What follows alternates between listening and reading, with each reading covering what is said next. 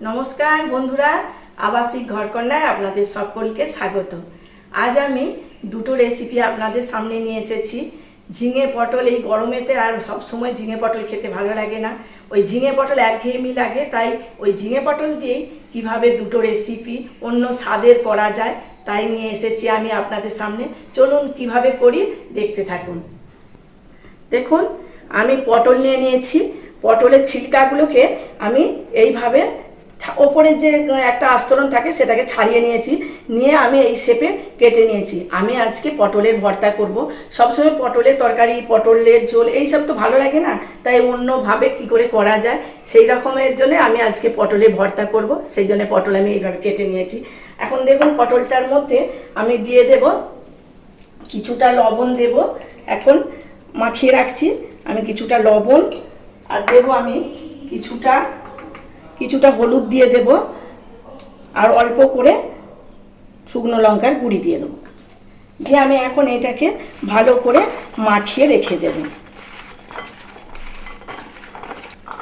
এটা মাখানো হয়ে গেছে, আমি এটাকে মাখিয়ে এইভাবে রেখে দেবো কিছুক্ষণের জন্য।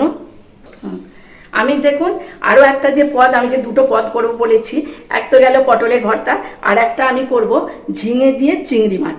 এই চিংড়ি মাছ দিয়ে ঝিঙে, আপনারা সবসময় তো পটল চিংড়ি, এঁচোড় চিংড়ি খেয়েছেন, একবার ঝিঙে চিংড়িটা করে খেয়ে দেখুন, দেখবেন খুব ভালো লাগবে। আর ঝিঙেগুলো এইভাবে লম্বা লম্বা করে কেটে নেবেন। আমি যেমনভাবে এই শেপে কেটেছি এরকম করে কেটে নিয়েছি আমি। আর এর মধ্যে আমি আলু অল্প করে একটু দেব। এই আলুটাকে লম্বা করে কেটে নুন হলুদ মাখিয়ে রেখেছি। আর এর চিংড়ি নিয়েছি, চিংড়িটাতে আমি এখন দিয়ে দেব কিছুটা পরিমাণ লবণ, আর দিয়ে দেব কিছুটা লঙ্কার গুঁড়ি দিয়ে দেব, আর দেব কিছুটা হলুদের গুঁড়ি। এখন এইগুলো দিয়ে আমি চিংড়ি মাছটাকে ভালো করে একটু মাখিয়ে নেব। কড়া গরম হয়ে গেছে, আমি এখন চিংড়ি মাছটা ভাজার জন্য কিছুটা তেল দিয়ে দেব।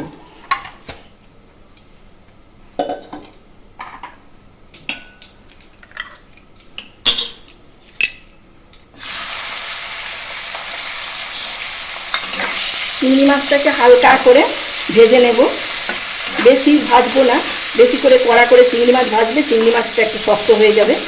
আমি তাই হালকা করে ভেজে নেব। চিংড়ি মাছ ভাজা হয়ে গেছে, আমি এখন তুলে নেব। চিংড়ি মাছগুলোকে খুব বেশি লাল লাল করে ভাজবো না, হালকা লাল লাল করে ভেজে আমি তুলে নেব। আমি ওই চিংড়ি মাছ ভাজা তেলেতেই আমি আলুগুলো ভেজে নেব। আলুগুলোকে হালকা করে নেড়ে চেড়ে আমি লাল লাল করে ভেজে তুলে নেব। দেখুন, আলুগুলো সব লাল লাল করে ভাজা হয়ে গেছে, আমি একে তুলে নেব। এখন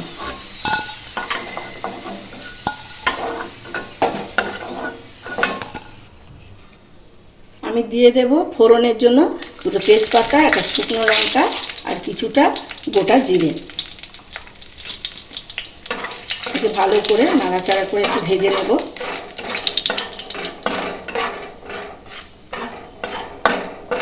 ফোড়নটা আমার ভাজা হয়ে গেছে, আমি এখন এর মধ্যে দিয়ে দেবো 2 চামচ পেঁয়াজ বাটা।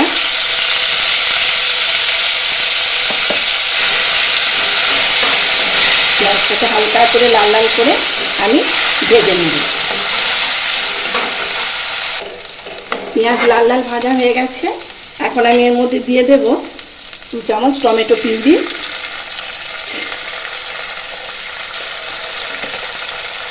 এটাকে এই টমেটোটাকে হালকা করে নেড়ে চেড়ে নিয়ে এর মধ্যে আমি এখন দিয়ে দেব যে পেস্ট করেছিলাম একটা মশলা।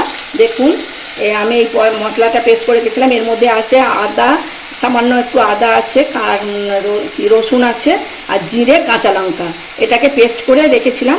এটা এখন আমি দিয়ে দেব। এটাকে সমস্ত মশলাটাকে ভালো করে আমি এইভাবে কষতে থাকবো। মশলা আমার কষানো হয়ে গেছে, আমি এখন এর মধ্যে কাঁচা গন্ধটাও চলে গেছে। আমি এটার মধ্যে দিয়ে দেব কিছুটা পরিমাণ লবণ স্বাদ মতো, আর দেব হলুদ,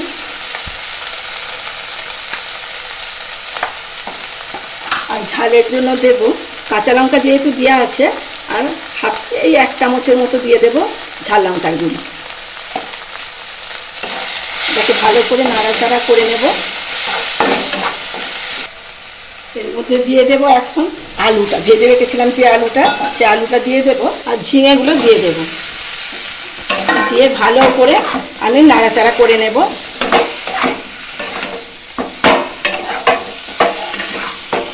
ঝিঙে একটু চাপা দিয়ে করব যাতে তার জলটা বেরিয়ে যায়। এইভাবে হালকা করে নাড়াচাড়া করে নিয়ে আমি একটু চাপা দিয়ে দেব। দেখুন কতটা নরম হয়ে গেছে ঝিঙেগুলো। এখন আমি এই অবস্থাতে দিয়ে দেব চিংড়ি মাছগুলো।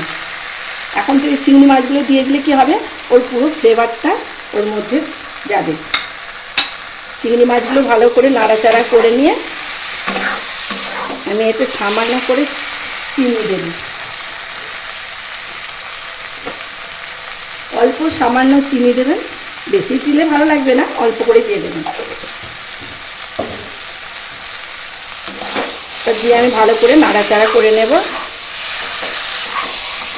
দেখুন কষানো প্রায় কমপ্লিট হয়েছে। আমি এখন একটু জল দিয়ে দেব। আপনারা এইভাবে একবার করে খেয়ে দেখবেন, ভালো লাগবে। সবসময় ঝিঙে একঘেয়েমি ভালো লাগে না। আমি পরিমাণ মতো জল দিয়ে দেবো, খুব বেশি গ্রেভি করব না। আমি এইরকম এই সেমি গ্রেভিটা রাখবো। আমি একে 10 মিনিটের জন্য ফুটতে দেব। আমার ওইদিকে ঝিঙে চিংড়িটা ততক্ষণ সেদ্ধ হোক, আর আমি পটলে ভর্তা করার জন্য কড়াই বসিয়ে দিয়েছি। তেল গরম হয়ে গেছে, এখন আমি পটলগুলোকে ভেজে নেব। একেবারে ভাজা যাবে না, দুবারে আমি ভালো করে ভেজে তুলে নেব। দেখুন লাল লাল করে সব ভাজা হয়ে গেছে। এখন আমি সমস্ত পটলকে তুলে নেব এইভাবে। আর যেগুলো আছে একইভাবে আমি এগুলোকেও ভেজে নেব।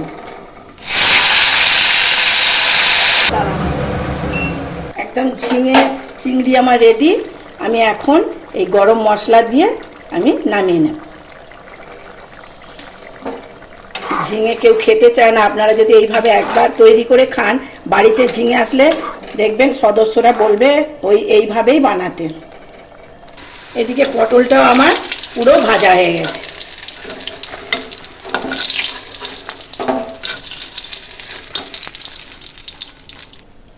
ভর্তা করার জন্য আমি এখন তেল গরম করতে দিয়ে দিচ্ছি। এতে দিয়ে দেব রসুন আর দিয়ে দেবো 2টো শুকনো লঙ্কা। এগুলোকে ভালো করে আমি ভেজে নেব লাল লাল করে। দেখুন সব ভাজা হয়ে গেছে লাল লাল করে। আমি এগুলোকে সব তুলে নেব।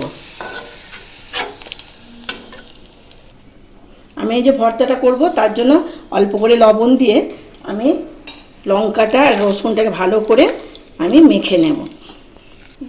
এটা আমার মাখানো হয়ে গেছে রসুনটা আর লঙ্কাটা। এখন এর মধ্যে দিয়ে দেব যে পটলটা ভেজে রেখেছিলাম, পটলগুলো এর মধ্যে দিয়ে দেব কিছুটা পেঁয়াজ কুচি, কিছুটা পরিমাণ পেঁয়াজ কুচি দেব, আর দেব কিছুটা কাঁচা লঙ্কা কুচি দেব, আর দেব ধনে পাতা কুচি,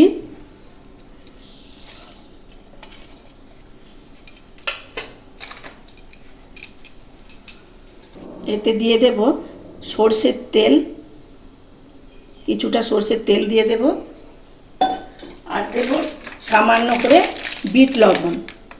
বিট লবণ দেবেন, টেস্টটা ভালো হবে। যদি না থাকে আপনারা এমনি লবণ দিয়েও করতে পারেন।